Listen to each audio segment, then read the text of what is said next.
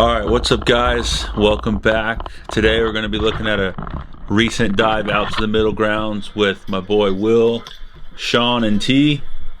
This was our second to last dive of the day here. It's in the afternoon. We're getting ready to drop in on the African Pompano spot that we have. We actually did hit it in the morning, but the boys they didn't see any APs on the spot, so right before we headed in from the Middlegrounds, me and Will decided we were going to roll on the spot. I was going to stay up on the boat, but Will's like, come on, man, let's just roll on it real quick. So I was like, all right, dude, whatever, no problem. So we're up topside, just getting ready here. Usually we roll off one where Will is and one where all that gear is, but we didn't feel like moving it. So once Will rolls off the side here, I'm just going to kind of scoop my way over to where he's at and just roll right behind him and catch him in the water column.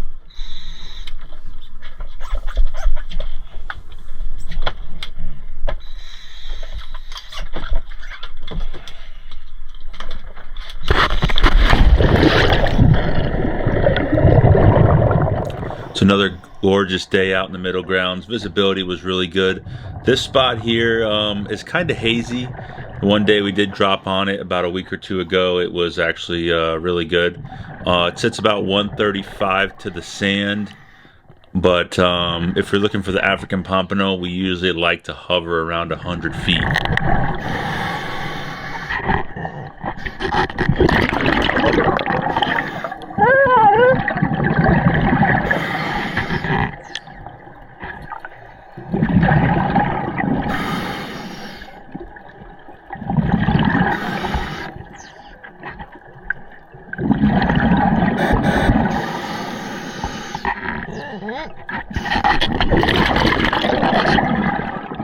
So we're just starting to get into the bottom here. If you guys haven't watched the video from before, this is like just a big boulder area. It congregates a lot of wreck style fish. There you can see yellowtail right there. There's barracudas, goliaths, all types of stuff. Will, the guy next to me, went over and he started hunting the cracks all the way at the bottom. I stayed up in the column and made some noise, and my sole job was looking for African Pompano on this dive.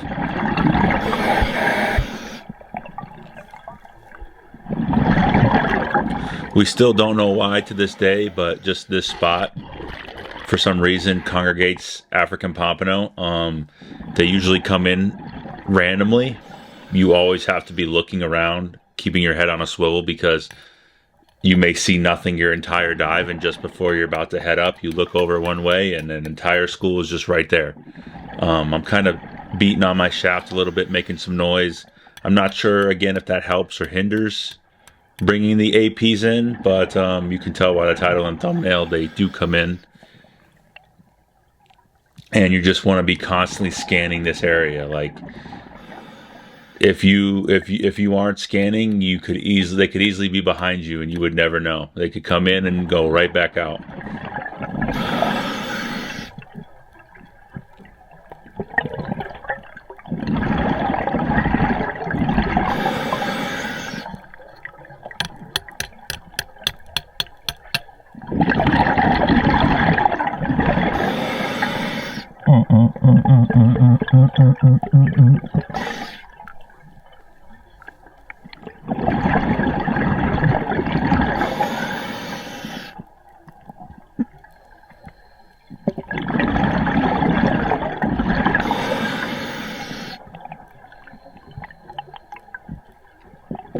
So coming up here in a second, I look off to my right and a school of spadefish come in. And I just give that a quick look. Don't see really anything behind it, but like I said, you just keep scanning around, looking left to right, and I end up looking back over that way, and right there, boom, you see silhouettes of African Pompano. Just that fast. So I'm kind of doing anything I can to kind of entice them over here. From what I know, African Pompano aren't really fish that spook. I have never seen them really like spook or go crazy when you kind of swim towards them. I'm doing a little grunting here, using my hand, anything I can try to do just to kind of keep these fish from leaving the area.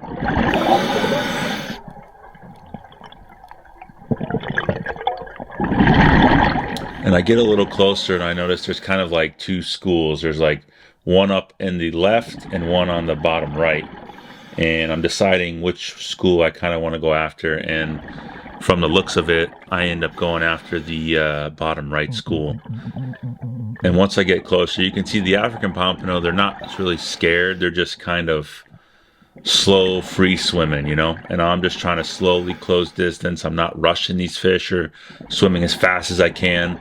I'm just very mellow, closing distance, foot by foot, trying to get closer so I can pull a shot off here.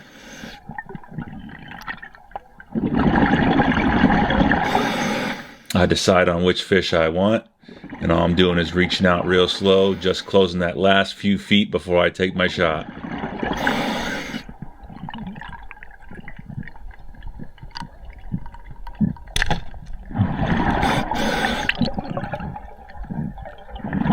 If you ever shot African pompano, this is the kind of like the normal thing they do. They tend to go just straight up and they start to like work you like a kite in maybe like a tornado. And you could see that there I was definitely starting to go up. They definitely have the power to drag you up. So I just dumped some air out of my BCD, become a bit heavier, and I'm just going to slowly work him all the way to the bottom and get him on the bottom so that I can get the other end of the shaft against something hard so it won't pull out.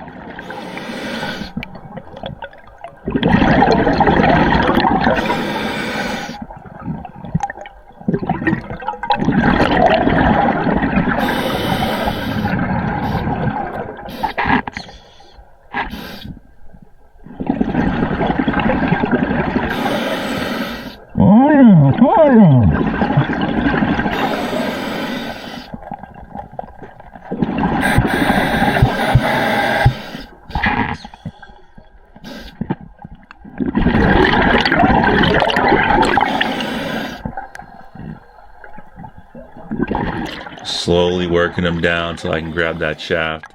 And I'm just going to turn him and just put him right against the sand here.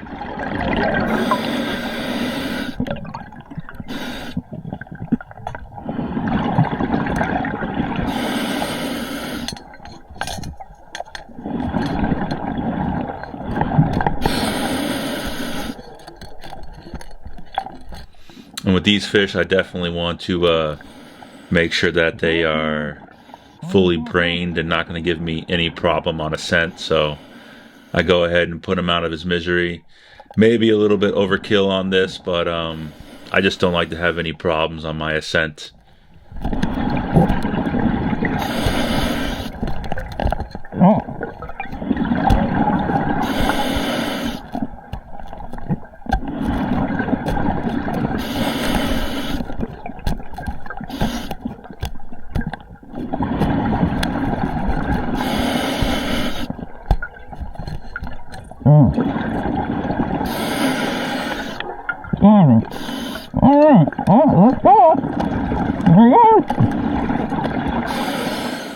The fish is put out now. You can see my watch says 133, so it is about 135 to the sand.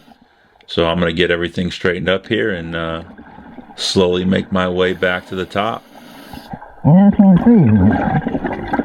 Nice little fish to in the Middlegrounds strip before we headed into 100 foot. And this will definitely help pay for some gas. And if you guys are wondering, yes, this was a commercial trip.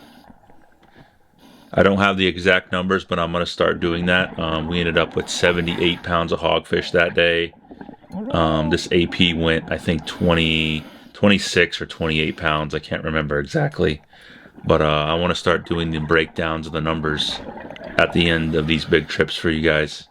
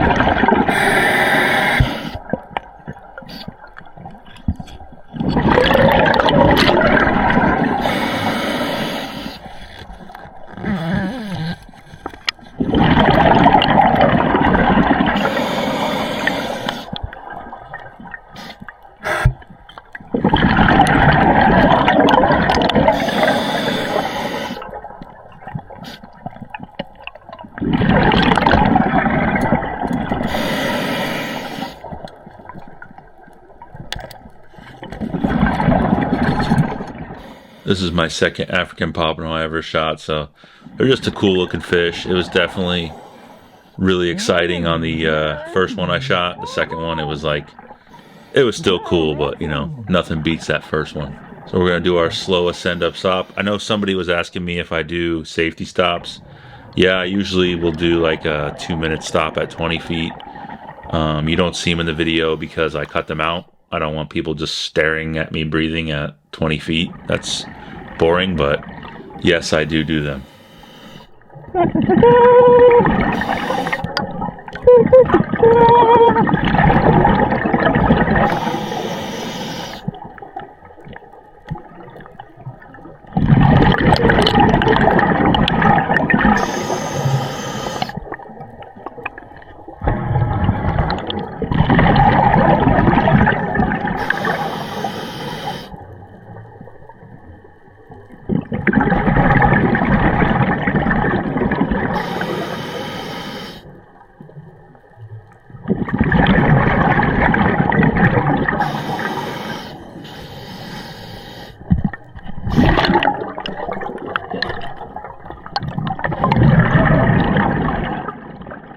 And also we do scrub all day. It's what some people call it, or run a deco bottle. So you can see my watch there, it says I'm on 62% right now. So it just kind of helps relieve the nitrogen in your body and gives you a shorter surface interval so that you can dive more throughout the day and just feel overall better. So if we're diving in the grounds all day long, we just usually scrub with 60% on each dive.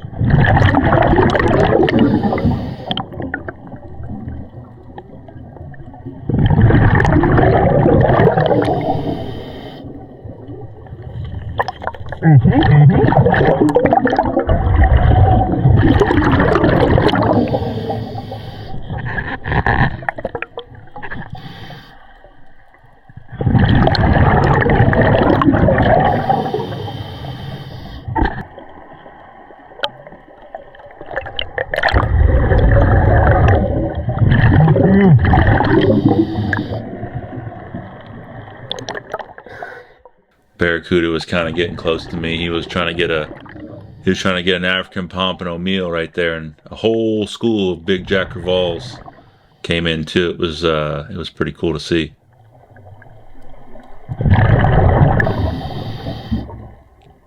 It was just like a swimming pool up top, man. Just like jumping in your local pool.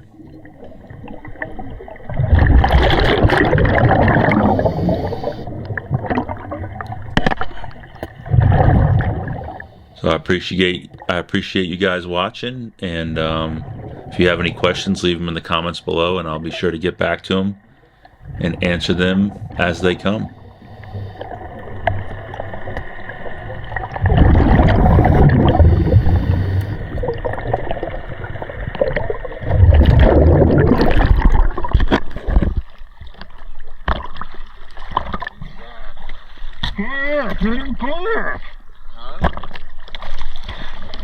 Coming back.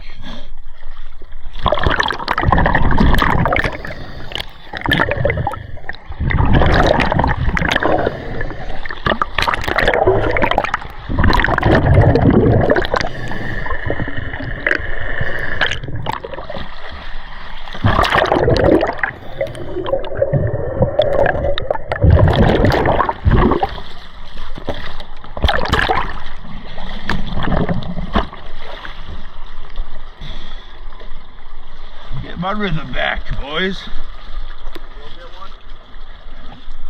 He swam off one way, I looked the other. They started coming into the far. I had to swim way off the rock, follow him. But I just closed the distance, plugged him. He took off.